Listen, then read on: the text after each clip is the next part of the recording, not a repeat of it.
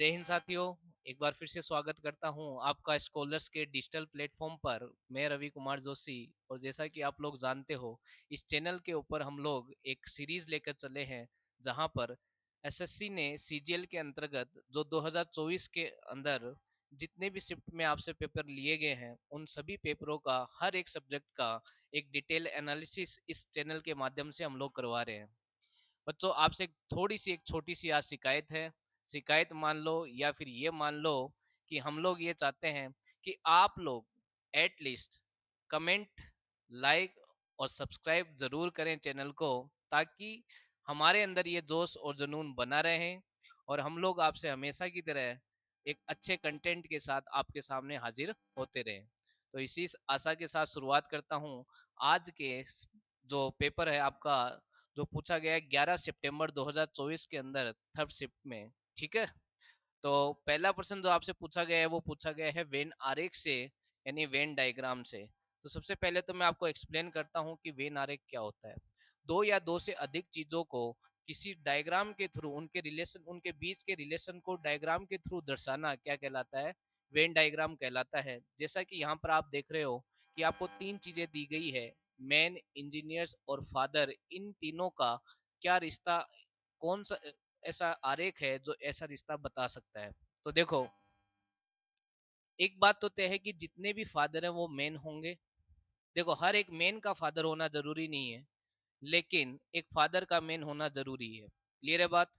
और अगर बात करें इंजीनियर की, तो कुछ फादर भी इंजीनियर हो सकते हैं और फादर के अलावा अन्य जो आदमी है वो भी इंजीनियर हो सकते हैं। साथ ही साथ ये वो लोग हैं जो इंजीनियर तो है लेकिन ना तो आदमी है और ना पिता। तो ये कौन है? ये महिला हो सकती है, लड़की हो सकती है। क्लियर है बात?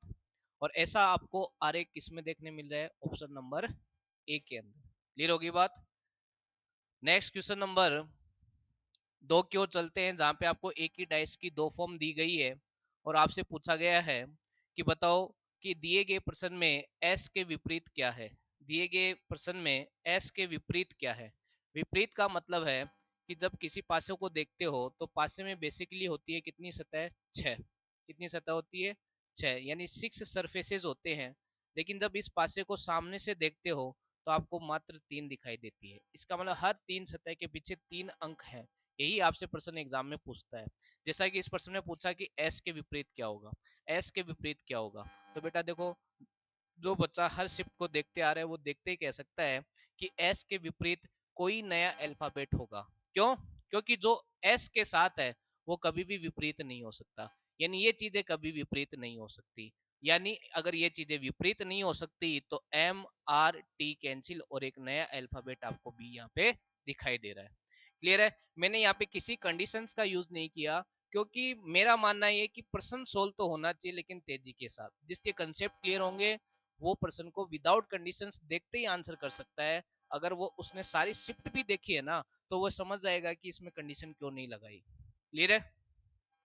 नेक्स्ट क्वेश्चन नंबर थर्ड, जो कि आपको एक श्रृंखला दिखाई दे रही है, इसे कहते हैं अपन कंटिन्यूअस सीरीज या फिर रिपीटेड सीरीज। अब इसके अंदर आपको क्या करना है? इसके अंदर आपको ये जो ब्लैंक दिए गए हैं वहां पर क्या आएगा वो बताना है। तो सीधी सिंपल सी बात है, तरीका यही है कि आप पहले इनका ग्रुप बनाओ। तो 2 3 4 5 6 7 8 9 10 11 12 13 14 15 16 17 18 19 और 20। टोटल आपके पास 20 चीजें हैं। तो पॉसिबिलिटी है कि या तो चार चार का ग्रुप बनेगा या पांच पांच का ग्रुप बनेगा। और नहीं भी बन सकता, और नहीं भी बन सकता, जब ग्रुप नहीं बनेंगे तो फिर ऑप्शन से जाएंगे। क्लियर है बात? तो अगर मैं पांच पांच का ग्रुप बनाऊंगा यहाँ पे, तो 1 2 3 4 5, ठीक है। क्योंकि पांच का ग्रुप बनाने पर वापस आर दिखाई दे रहा है, ठीक है। 1 2 3 4 5, 1 2 3 4 5। अब देखो पूरा एकदम आपको सेट हो गया होगा कि आर एफ, और यहाँ पर भी क्या आएगा? एफ। ठीक है। आर एफ वी, तो यहाँ पर भी क्या आएगा? वी। आर एफ वी और जी टी, तो यहाँ पे भी टी आ जाएगा। तो R F V G T, R F V G T. तो आपका आंसर क्या आ जाएगा? V F T G R. V F T G R. V F T G R आपको किसमें दिखाई दे रहा है? आंसर नंबर 3 में। ये था आपका question number third. Next question number 4 की ओर चलेंगे, जहां पर आपको बोला गया है, इंग्लिश में आपको सामने लिखा हुआ है, मैं हिंदी में बोलता हूँ कि MAN का जो है वो कोड किया गया है 15,316 और SHE का कोड किया गया है 21,10,7। तो इसी कोड भाषा में OUT को कोड क्या किया जाएगा? बेटा एक आसान सा प्रश्न है।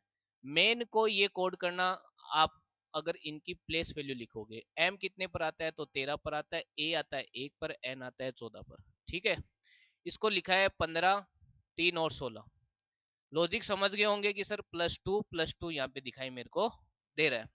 अगर प्लस टू वाला लॉजिक दिख रहा है तो आप सीधा इस पे आ जाइए, क्योंकि इतना आसान सा अगर आपको चीज देखने मिले तो ज्यादा समय ना गवाएं और इस प्रश्न पे आ जाएं।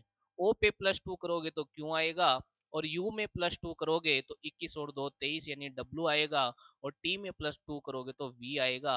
यानी बेसिकली क्यों डब्ल्यू वी, यानी क्रमांक लिखे तो 17, 23, 22। 17, 23, 22 आपको कहाँ दिख रहा है? 17, 23, 22 आपको ऑप्शन नंबर 3 में दिख रहा है। क्लियर है? ये था question number 4। Next question number 5 की ओर चलेंगे। तो क्वेश्चन नंबर 5 जो है, क्वेश्चन नंबर 5 वैसे रीजनिंग का क्वेश्चन नहीं कह सकते, एक सामान्य ज्ञान जिसको होगा वही बच्चा इस क्वेश्चन का आंसर कर पाएगा। चलो बात करते हैं इस प्रश्न की। तो इस प्रश्न में कहा गया है कि select the word pair that best represent a similar relationship to the one expressed in the pair of words given below। यानी कहने का मतलब है कि जो रिश्ता आपको इन दोनों में दिखाई दे रहा है, ऐसा कौन से वो का वो रिश्ता जरूरी नहीं है, लेकिन इनका बेस्ट वर्जन यानी ऐसा का ऐसा रिलेशन आपको लगभग किसमें दिखाई दे रहा है। क्लियर है बात? तो अगर बात करें कैल्शियम और इनके रिलेशन की, तो आपको पता है यह एक प्रकार का रोग है, और इस रोग का कारण जो है वो कैल्शियम की कमी है। इस रोग का कारण क्या है? कैल्शियम की कमी। देखो ओस्टियो का मतलब हड्डियों से ही रिलेटेड होता है, तो अगर बात करें हड्डियों में जो दिक्कतें पैदा होती है वो कैल्शियम की कमी की वजह से होती है। क्लियर है बात? तो आपको अब ऐसा ऑप्शन चुनना है जहां पर एक तरफ होगा कोई चीज की कमी और दूसरी तरफ होगा उस कमी की वजह से रोग। तो आप देखो, लंग्स और ट्यूबरक्लोसिस की बात करें तो देखो, एक ट्यूबरक्लोसिस यानी टीबी की अगर बात करूं तो लंग्स को अफेक्ट करता है, इफेक्ट करता है, बट टीबी की वजह से लंग्स या लंग्स की वजह से टीबी वाला रिलेशन यहाँ पे दिखाई नहीं दे रहा। अगर बात करें ऑप्शन नंबर 2 की, जो आपका आंसर दिखाई दे रहा है कि आयरन और एनीमिया के बीच एक रिलेशन है, कि आयरन की कमी की वजह से क्या होता है? एनीमिया। एनीमिया क्या होता है? बेसिकली खून की कमी। क्लियर है बात? तो ये था इस क्वेश्चन का आंसर। आगे वाली चीज की बात करूं कि कार्डियोवेस्कुलर, तो देखो कार्डियोवेस्कुलर क्या होता है? कार्डियोवेस्कुलर होता है जो क्या कह सकते हो आप उनको, जिन वेन्स के थ्रू आपके हार्ट में जो चीजें पहुंचती है, जैसे जो भी लिक्विड फॉर्म की जो चीजें हैं उनको पहुंचाने का काम कौन करती है? कार्डियोवेस्कुलर्स करती है। ठीक है, स्टोमक का बताइए, ब्लाइंडनेस का बताइए, लेकिन इसको एक्सप्लेन करने की जरूरत नहीं है। प्रश्न का आंसर क्या हो जाएगा? आयरन और एनीमी। नेक्स्ट क्वेश्चन नंबर 6 की बात करें तो इसने कहा शब्द जंगल के सभी अक्षर वर्णानुसार व्यवस्थित किए जाते हैं, इस प्रकार नए अक्षर समूह में बाएं छोर से दूसरे और दाएं छोर से तीसरे अक्षर के बीच अंग्रेजी वर्णमाला क्रम में कितने अक्षर है? क्लियर है बात? इजी सा प्रश्न है कि आपको ये कह रहा है कि ये जो वर्ड है ना जंगल, इसको पहले अल्फाबेटिकली अरेंज करो।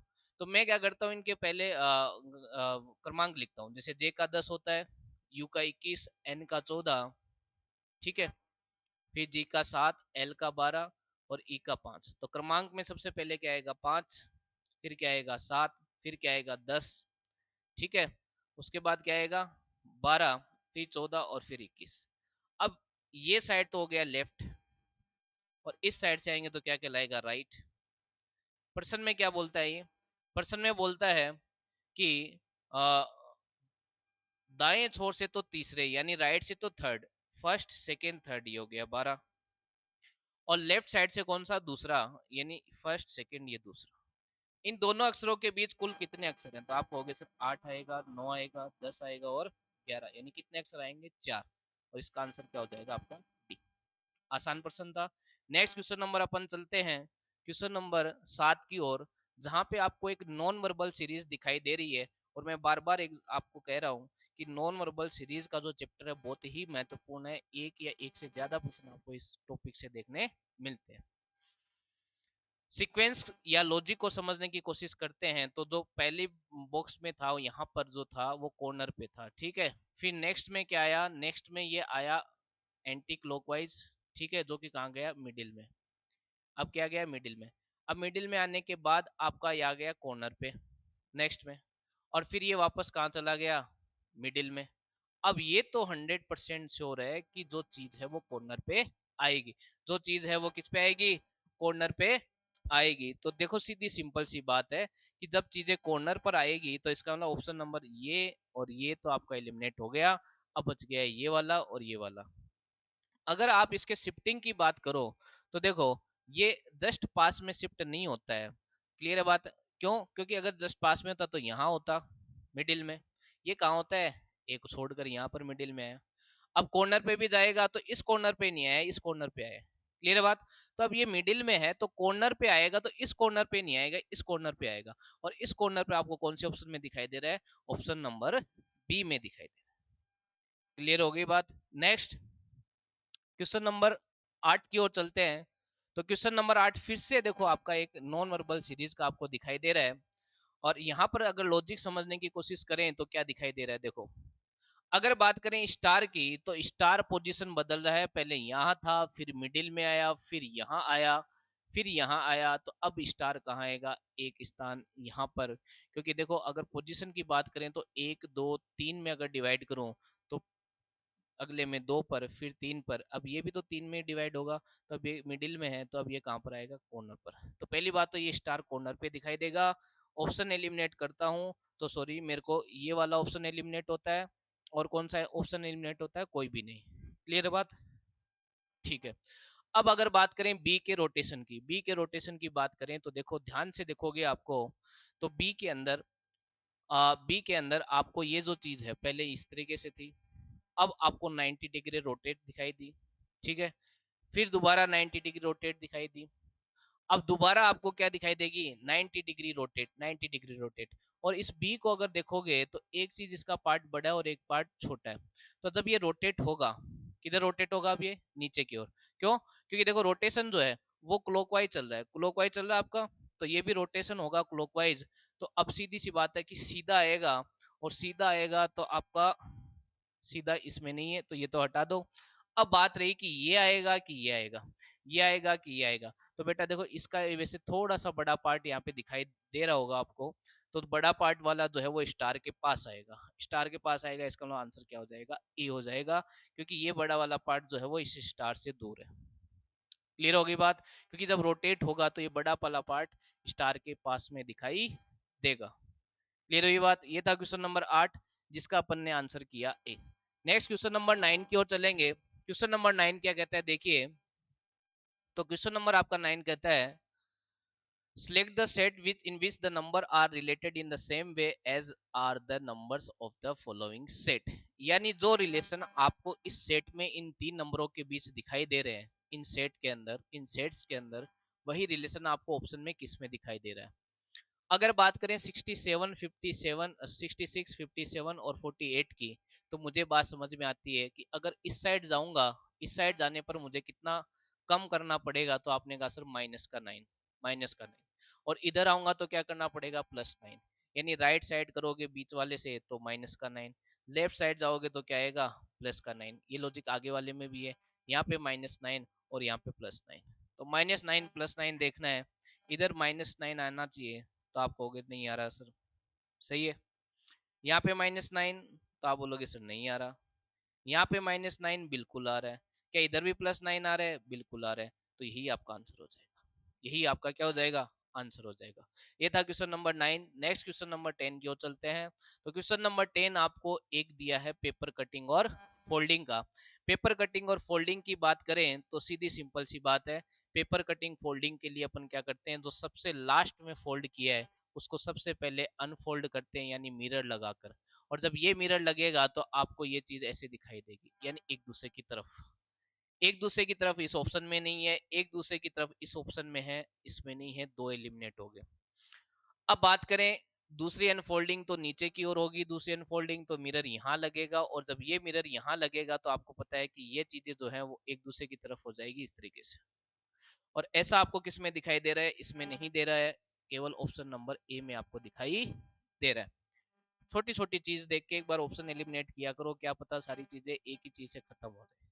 ठीक है, next question number 11, select the option in which the number shares the same relationship as that shared by the given pair of numbers। कहने का मतलब है कि जो रिलेशन आपको 17 253 19 271 के अंदर दिखाई दे रहा है, वैसा ही आपको कौन से ऑप्शन में दिखाई दे रहा है। अगर इसकी बात करूं तो मैं ये कह सकता हूं कि 17 को 9 से मल्टीप्लाई करोगे तो आपको 153 मिलेगा। 9 से मल्टीप्लाई करोगे तो कितना मिलेगा, 153, और इसमें 100 प्लस करने पर क्या मिलेगा आपको, 253। अगर यही बात करूं 19 की, तो आप 19 को 9 से मल्टीप्लाई करोगे तो आपको 171 मिलेगा, और इसमें 100 ऐड करोगे तो 271 मिलेगा। यानी मल्टीप्लाई बाई 9 प्लस 100 करना है। मल्टीप्लाई बाई 9 प्लस 100 करोगे तो बिल्कुल आपको ये ऑप्शन में दिखाई देगा, क्योंकि ये तो मल्टीप्लाई बाई 9 है, ये तो मल्टीप्लाई बाई 9 है, और ये मल्टीप्लाई बाई 9 नहीं है, और ये भी नहीं है। ऑप्शन आपका क्या हो गया, एक। मल्टीप्लाई बाई 9 प्लस 100 आपका क्या था, लॉजिक था। क्लियर हुई बात। नेक्स्ट क्वेश्चन नंबर 12 की ओर चलते हैं। तो क्वेश्चन नंबर 12 आपको एक साइलो यानी वेन डायग्राम का क्वेश्चन दिखाई दे रहा है, और वेन डायग्राम के क्वेश्चन में सीधी सिंपल सी बात आप कहोगे कि हमको वेन आरेख बनाना पड़ेगा, किसके थ्रू, स्टेटमेंट के थ्रू। तो चलो बनाते हैं। इसने कहा सम रेट्स आर माउस, तो सम रेट्स आर माउस का ये डायग्राम बनाया। उसके बाद बोला no mouse is rodent, no mouse is rodent, तो अपन ने ये डायग्राम बनाया। Third, some rat are kittens, तो सम रेट आर किटन्स का अपन ने ये डायग्राम बनाया। ठीक है, स्टेटमेंट से अपन ने क्या बनाया, डायग्राम। डायग्राम बनाने के बाद निष्कर्ष चेक करते हैं, कंक्लूजन, कि no rodent is a kitten. तो नो रोडेंट और किटन, देखो किटन और रोडेंट वेन डायग्राम में देखने पे दूर दूर है, ऐसा लगता है कि कुछ भी नहीं है। अब मेरी बात ध्यान से सुने, जब भी ऐसे डायग्राम बनते हैं जो चीजें दूर दूर होती हैं, उनके लिए कुछ भी कहना गलत होता है, कुछ भी कहना गलत होता है। होना भी कहना गलत है और नहीं होना भी गलत है। क्लियर है, क्यों? क्योंकि जिस विषय के बारे में स्टेटमेंट नहीं बता रहा, वेन डायग्राम डायरेक्ट रिलेशन नहीं बता रहा, ना ही इनडायरेक्ट रिलेशन बता रहा है, तो उनके बारे में कोई भी रिलेशन बताना एक गलत रीजनिंग मानी जाती है। तो सीधी बात है, रोडेंट और किटन के बीच कोई रिलेशन अपन नहीं बता सकते, ना होने का ना होने का, तो ये गलत हो गया। सम रेट आर रोडेंट, तो देखो ये रहा रेट और ये रहा रोडेंट, फिर से एक बार दूर दूर है, ये भी दूर दूर है। अब ये देखो रोडेंट और रेट के बीच एक रिलेशन बता सकते थे, वो कौन सा है, ये वाला, क्योंकि अब ये इनडायरेक्टली रोडेंट से कनेक्ट हो गया कि some rat are not rodent is right. But इसने क्या कहा, इसने तो ये कहा कि सम रेट आर रोडेंट है नहीं भाई साहब, नहीं है वाली बात सही हो जाती, तो ये भी आपका गलत हो गया। No kitten is a mouse, kitten ये रहा, माउस ये रहा, दोनों के बीच ना वेन डायग्राम में डायरेक्ट रिलेशन, ना इनडायरेक्ट रिलेशन, ना स्टेटमेंट में रिलेशन, इनके बारे में कुछ भी कहना गलत, तो ये चीज गलत, यानी तीनों ही आपके गलत हो गए, कोई निष्कर्ष आपका सही नहीं है। क्लियर बात। नेक्स्ट क्वेश्चन नंबर 13 की ओर चलते हैं। तो क्वेश्चन नंबर 13 में आपको ये कह रहा है कि जो relation O U R N P T V Q S का है, B I J A C H J F H का है, वही रिलेशन एफ ओ आर का किसके साथ होगा। तो देखो सीधी सिंपल सी बात है कि यहाँ पे नंबर ऑफ लेटर देखा जाए तो कम है, 3 ही है, और कोडिंग में देखा जाए तो ज्यादा है, तो इसका मतलब एक लेटर से ज्यादा चीजें आई है। तो देखो ओ से अगर बात करें, एन और पी कैसे आता है, तो ओ से एक कम करने पर एन आ जाता है, और एक प्लस करने पे पी आ जाता है। इसी तरीके से यू से एक कम करने पे टी आ जाता है, एक आगे बढ़ने पर वी आ जाता है। यानी जो लेटर होगा उसे एक पीछे चलना और एक आगे चलना है। तो सीधी सी बात है, अब सीधा कंसेप्ट समझने के बाद इस पे आ जाते हैं। एफ की बात करें तो एक इससे पीछे ई, क्लियर है, और एक इससे आगे क्या आ जाएगा, जी। ओ से एक पीछे क्या आ जाएगा आपका एन, एक आगे क्या आ जाएगा आपका पी, आर से एक पीछे क्या आ जाएगा आपका क्यू, एक आगे आ जाएगा S. P Q S last में दिखाई देना चाहिए, जो कि पी क्यू एस यहाँ दिख रहा है, ये नहीं दिख रहा, ये नहीं दिख रहा, ये नहीं दिख रहा, यानी आपका answer number 3, E G N P Q S. Clear होगी बात। नेक्स्ट क्वेश्चन नंबर अपन चलेंगे 14 की ओर। क्वेश्चन नंबर 14 कहता है in a certain code language bring is coded as 7149182 and smile is coded as 512911319, what will be the code for forgive. कहने का मतलब है बेटा, सीधी सिंपल सी बात है कि जो कोड किया गया है किसका, ब्रिंग का, वही कोड उसी रिलेशन के हिसाब से फॉरगिव का क्या होगा।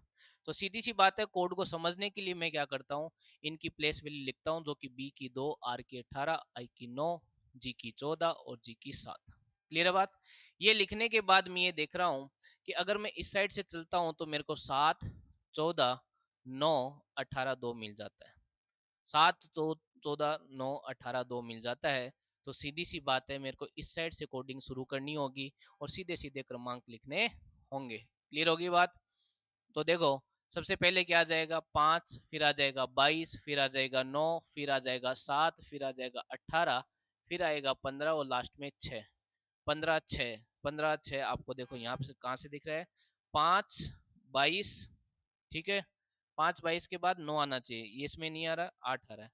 5, 22 के बाद 9 आ रहा है, ठीक है। फिर आना चाहिए 7, जबकि यहाँ 17 आ रहा है, नहीं। 5, 22, 9, 7, 18, 15, 6, यही आपका आंसर यानी ऑप्शन नंबर ए। क्लियर होगी बात। ये था question number 14। Next question number 15 की ओर अगर चले तो क्या कहता है, देखिए क्वेश्चन नंबर 15 आपका ब्लड रिलेशन से लिया गया है, और इन ब्लड रिलेशन को देखा जाए तो इसको पढ़ने में काफी समय लगता है, और इस समय को बचाने के लिए जो तरीका मैंने आपको बताया उसको फॉलो करें। आप सबसे पहले डायरेक्ट इस चीज पे आ जाएं और अपनी स्क्रीन पर जो क्वेश्चन आता है उससे सिर्फ ये वाली इंफॉर्मेशन उतार ले, नोट डाउन कर ले। जैसा कि यहाँ पे नोट डाउन की है, तो मैं इसी को काम में ले लेता हूँ। ठीक है। ये करने के बाद जो आपको मीनिंग बोला है, जैसे प्लस का मीनिंग इसने क्या बोला, सिस्टर, तो आपने लिख लिया सिस्टर। डिवाइड का मीनिंग इसने क्या बोला है, तो इसने बोला डिवाइड का मीनिंग मदर है, तो आपने लिख लिया मदर। ठीक है। प्लस का मीनिंग इसने क्या बोला, तो इसने बोला सिस्टर। और माइनस की बात करें तो इसने बोला फादर। ठीक है। और फिर स्टार की बात करें तो इसने बोला वाइफ। इतना करने के बाद आपको क्या करना है, कोई डायग्राम बनाने की भी आवश्यकता नहीं है। कब, जब इन दोनों के बारे में आपसे डायरेक्ट रिलेशन पूछ लिया जाए। डायरेक्ट आपको डायग्राम कब बनाना है ये भी मैंने समझाया लास्ट वाले पीवाईक्यू में, जहां आप देख सकते हैं कि डायग्राम कहाँ बनाना चाहिए। तो देखो, अगर मैं बात करूं, मैं अपने आप को यहाँ पे रखता हूँ कि ये मैं, ये मेरी बहन, और ये मेरी बहन की मम्मी यानी मेरी मम्मी, और मेरी मम्मी की बहन कौन होगी, मेरी मौसी। और मेरी मौसी के जो पिता हैं, मेरी मौसी के पिता जो हैं वो कौन हो गए, मेरे नाना जी। और मेरे नाना जी की वाइफ कौन होगी, मेरी नानी जी। लेकिन इस प्रश्न में क्या पूछा आपका, इस प्रश्न में टी से पूछा ही नहीं है। तो अधिकतर बच्चे क्या करके आ जाते हैं, मदर्स मदर, नानी होगी, तो अधिकतर बच्चे ये आंसर करके आ जाते हैं। बेटा देखो, आपको टी के बारे में नहीं पूछा, इसने पूछा क्या, एम का क्यों से, यानी इतनी ही बात आपसे पूछी है, इतनी ही बात पूछिए, तो आप इतना ही चलो, यहाँ पे रख लो अपने आप को। ये मैं, ये मेरी बहन, मेरी बहन के पिताजी मेरे पिताजी, और मेरे पिताजी की वाइफ मेरी मम्मी, यानी आंसर आएगा मदर, ना कि मदर्स मदर। बहुत ही थोड़ा सा ट्रिकी था। अदरवाइज अगर मान लो बच्चे ने पूरा क्वेश्चन नहीं पढ़ा होता तो इसका आंसर क्या करके आता, नानी करके आता। क्लियर होगी बात। ये था question number 15। Next question number 16 की ओर चलेंगे, जहां पर आपको बोला है कि अगर दी गई इक्वेशन में किस किस को चेंज कर दो, प्लस और माइनस को आपस में बदल दो, और गुणा और भाग को आपस में बदल दो, इक्वेशन का मान क्या आएगा। चलो बदल देते हैं फटाफट। 304 गुणा की जगह भाग करना है, माइनस की जगह प्लस करना है, और प्लस की जगह क्या करना है, माइनस।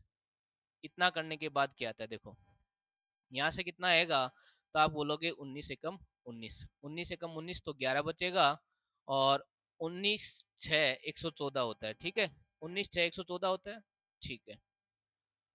उसके बाद इसको ऐसा का ऐसा लिख दो, 101 और 23 5 115 होता है। देखो पार्टे थोड़े बहुत आने चाहिए, अदरवाइज दिक्कत हो जाएगी। अब 16 और 101 हो गया 117, और 117 में से 115 माइनस होगा, तो आपका आंसर क्या आ जाएगा, 2। यही आपसे पूछा। क्लियर होगी बात। नेक्स्ट क्वेश्चन नंबर अपन चलेंगे 17 की ओर। क्वेश्चन नंबर 17 की बात करें तो फिर से आपको यही प्रकार का प्रश्न यानी मैथमेटिकल ऑपरेशन से दिया, लेकिन इस बार थोड़ी सी चीजें चेंज है। इसने कहा यदि प्लस और माइनस को आपस में बदल दे और गुणा और भाग को आपस में बदल दे तो क्या आएगा। ये भी चीजें सेम ही कर दी इसने, कुछ चेंज किया ही नहीं, बस क्वेश्चन में चेंज कर दिया। चलो कर देते हैं। अगर 164 और माइनस आर इंटरचेंज किससे, प्लस, प्लस से आएगा, तो 164 प्लस 173, और डिवाइड की जगह क्या आ जाएगा, गुणा 110, उसके बाद प्लस की जगह क्या आ जाएगा, माइनस, और गुणा की जगह भाग। अगर बात करें तो इसको 164 का 164 रखो और 173 गुणा 173 को रख दो, एक बार इसको सोल्व कर लो। ठीक है, तो 5 दूनी 10 और 8 पंजे 40, 5 दूनी 10 और 8 पंजे 40। ठीक है, अब इसको गुणा कर दो। इसको गुणा करेंगे तो क्या आएगा, देखो 11 तिया 33, 3 11 7 77, 77 और 3 80, 80 का 0 8, 11 और 8 19। ठीक है, ये 0 ये आ गया।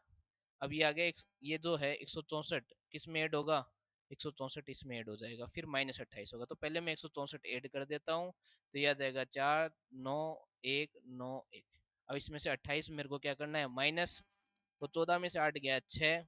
ठीक है, और 9 में से 3 गया 6, फिर 1, फिर 9, फिर 1, 19 1 6 6 मेरा आंसर आ जाएगा, जो कि आपको ऑप्शन नंबर 3 में दिखाई दे रहा है। इन प्रश्नों में बच्चा क्या होता है, जल्दबाजी में थोड़ी गलती कर देता है कैलकुलेशन के अंदर, तो थोड़ा सा केयरफुल रहना है, बाकी आसान प्रश्न है। ठीक है, नेक्स्ट क्वेश्चन नंबर 18 की ओर चलते हैं, जहां पर इसने कहा कि 4 अक्षर समूह दिए गए हैं जिसमें से 3 किसी ना किसी प्रकार से एक समान है और एक आपका विषम है। कहने का मतलब आपको ओड वन आउट निकालना है।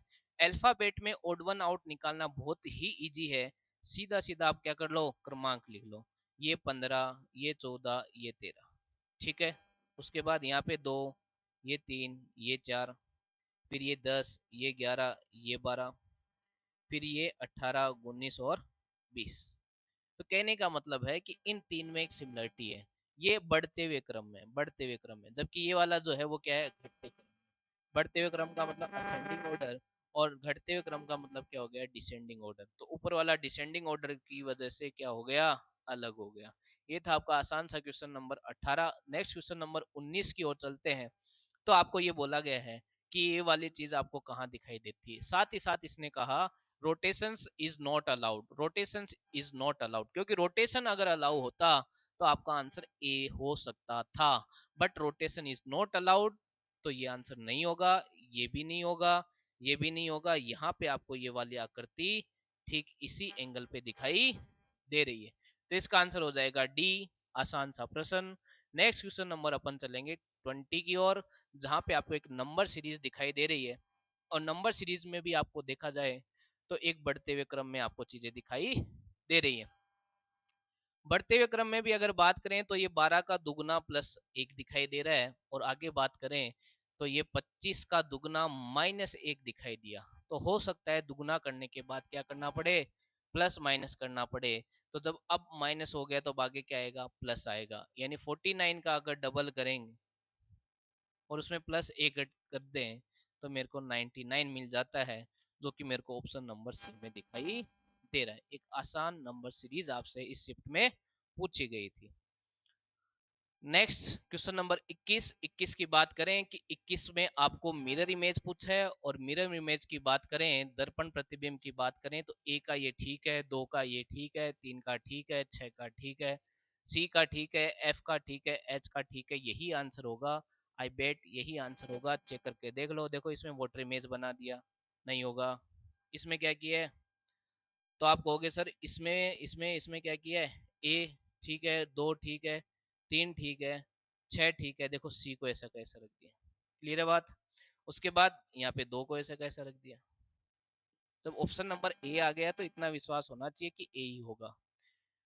नेक्स्ट क्वेश्चन है, what is the number of triangle in the following figure, दी गई आकृति में कितने त्रिभुज है। तो देखो जब तक मैंने कहा कि 10-15 पूछता है आपको एक एक काउंट करना पड़ेगा, तो फटाफट काउंट कर दो। ये एक ट्रायंगल, दूसरा ये, तीसरा ये, चौथा ये, पांचवा ये, छठा ये वाला।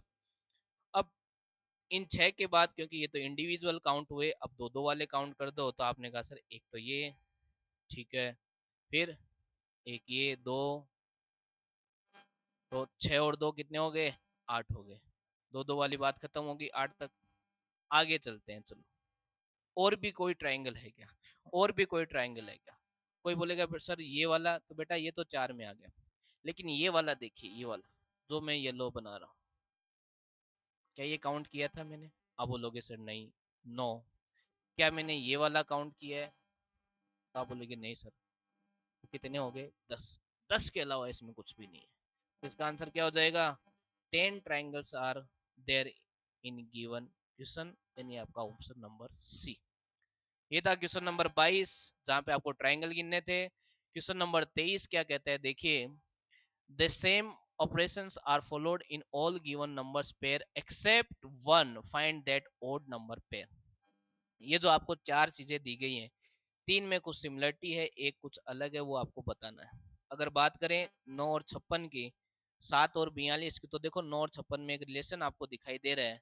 क्या क्या 9 गुणा 6 प्लस 2, 9 छके 54, 54 प्लस 2 56।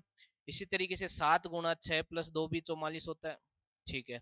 इसी तरीके से 11 गुणा 6 प्लस 2 भी क्या होता है, 68। लेकिन ये देखो 12 गुणा 6 ही दे दिया, यही अलग है बेटा, यही आपका आंसर है। नेक्स्ट क्वेश्चन नंबर चलेंगे 24 की ओर। क्वेश्चन नंबर 24 क्या कहता है वो देखिए। क्वेश्चन नंबर 24 आपका कहता है, two sets of number are given below, in each set of number certain mathematical operation on the first number result in the second number।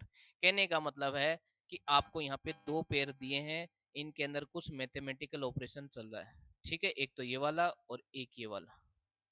अब इसमें क्या ऑपरेशन है ये आपको पहचानना है, और ऐसा ही ऑपरेशन कौन से ऑप्शन में आपको दिखाई दे रहा है वो आपका आंसर हो जाएगा। इधर देखो, अगर मैं इसको ध्यान से देखूं इन दोनों संख्याओं को, तो मैं ये कह सकता हूँ ये 14 का स्क्वायर है, ठीक है। फिर मैं यहाँ पे जाता हूँ तो मुझे क्या दिखाई देता है, -10, ठीक है, यहाँ तक की बात। फिर मैं अगर यहाँ पे आता हूँ तो मुझे क्या दिखाई देता है, तो आप कहोगे सर 186 में से -14 हुआ, -14 हुआ, ठीक है, बात यहाँ तक ठीक है। 15 का स्क्वायर मुझे यहाँ पे भी दिखाई दिया, और इसमें से -10 यहाँ पे भी दिखाई दिया, लेकिन यहाँ पे मुझे 15 माइनस होते हुए दिखाई दिया। यहाँ पे क्या माइनस हो रहा था, 14, यहाँ पे क्या माइनस हो रहा है, 15। इसका मतलब है कि जो संख्या यहाँ पर होती है वही माइनस होती है लास्ट में जाके। मेरी बात क्लियर है, क्लियर है। चलो किस में दिखाई देती है, तो 3 का स्क्वायर 9, लेकिन -10 वाली बात से ये चीज नहीं बैठ पाएगी। 9 का स्क्वायर 81, ठीक है, फिर -10 71 तक भी ठीक है। अब 71 में से अगर मैं 9 घटा दूं तो 62 मिल जाता है, तो यही आपका आंसर होगा, ज्यादा चेक करने की जरूरत ही नहीं है। आप इसको देखोगे तो यहाँ तक तो बात ठीक थी, फिर यहाँ पे -4 ही कर दिया, लेकिन ये गलत हो गया क्योंकि 6 माइनस होना चाहिए था। अगर बात करें यहाँ पे -10 ठीक है, यहाँ पे स्क्वायर वाली ठीक है। अब 54 में से क्या माइनस होना चाहिए था, 8 माइनस होना चाहिए था, लेकिन यहाँ कुछ ज्यादा माइनस हुआ, तो इसलिए आपका ऑप्शन नंबर 4 भी नहीं होगा। क्लियर होगी बात। नेक्स्ट क्वेश्चन नंबर 25 की ओर चलेंगे, जहां पर आपको एक रिपीटेड सीरीज दिखाई दे रही है, और आपको बताया है कि पूछा है कि सीरीज में जो ब्लैंक दिए उसमें क्या आएगा। बेटा देखो, अगर मैं यहाँ पे बात करूं तो सबसे पहला वही तरीका ग्रुप बनाने का, 1 2 3 4 5 6 7 8 9 10 11 12 13 14 15 16 17 18 19 20। 20 अगर चीजें दिखाई दी है तो पॉसिबिलिटी बनती है 5 5 का ग्रुप या फिर 4 4 का ग्रुप। लेकिन 5 5 के ग्रुप में भी देखो यहाँ पे बी दिखाई दे रहा है, अब यहाँ पे वाई, हो सकता है बी यहाँ पर हो सकता है बी यहाँ पर हो। लेकिन ये चीज अगर बात करें तो 1 2 3 4 5, 5 का ग्रुप ये हुआ, फिर 1 2 3 4 5, 5 का ग्रुप ये हुआ, फिर यहाँ से 1 2 3 4 5, 5 का ग्रुप ये हुआ, फिर 1 2 3 4 5। अब यहाँ पे एक्स आया, यहाँ पे वी आया, यहाँ पे कुछ हो रहा है, यहाँ पे कुछ हो रहा है। चलो बात बैटरी नहीं है, बात बैटरी नहीं है। तो अब क्या करना है, देखो लास्ट में सबके जे जे है, जे है, जे है। चलो बैठाने की कोशिश करता हूँ। यहाँ जे है तो यहाँ पे भी क्या आ जाए, जे। यहाँ पे जे है, यहाँ पे जे है, ठीक है। उसके बाद वी, एफ, यहाँ पे क्या है, वाई के बाद एन यहाँ पर है, ठीक है। तो वाई के बाद एन यहाँ पे आ जाए, वाई के बाद ऑलरेडी एन है, वाई के बाद ऑलरेडी एन। तो यहाँ तक तो ठीक है, बात बैठ गई कि यहाँ पे एफ लिख दो, वाई एन एफ जे, वाई एन एफ जे, वाई एन एफ जे, वाई एन एफ जे, वाई एन एफ जे। यहाँ तक तो बातें क्लियर थी, लेकिन सर ये बीच में पहला लेटर क्या रहा है, कि सर यहाँ पे तो क्या है, 2 है, यहाँ पे कुछ है ही नहीं, यहाँ पे कितना है 24, यहाँ पे कितना है 22। क्रमांक लिखे मैंने, x का 24, b का 22। तो बेटा ये देखो, ये -2 चल रहा था, -2 चल रहा था, क्योंकि इस 2 को मैं 28 भी मान सकता हूँ। 28 मानूंगा तो यहाँ पे क्या आएगा, 26 आएगा, यानी यहाँ आएगा z, यहाँ आएगा z। अब मैं देखूं तो मेरा क्या आंसर बना, F Z J Y N, F Z J, F Z J, F Z J, Y N, मेरे को ऑप्शन नंबर बी में दिखाई दे रहा है, यही मेरा आंसर है। पहले लेटर में तो चल रहा है कोडिंग के हिसाब से, बाकी चल रहा है ग्रुपिंग के हिसाब से। ये था आज का detail analysis, shift number third, 11 September. I hope आपको बात समझ में आई होगी। एक काम जो मैंने पहले स्टार्टिंग में बोला है आपको, कमेंट शेयर जरूर करें, इससे हमको खूब मोटिवेशन मिलता है। ठीक है, तो इसी के साथ जय हिंद, जय भारत।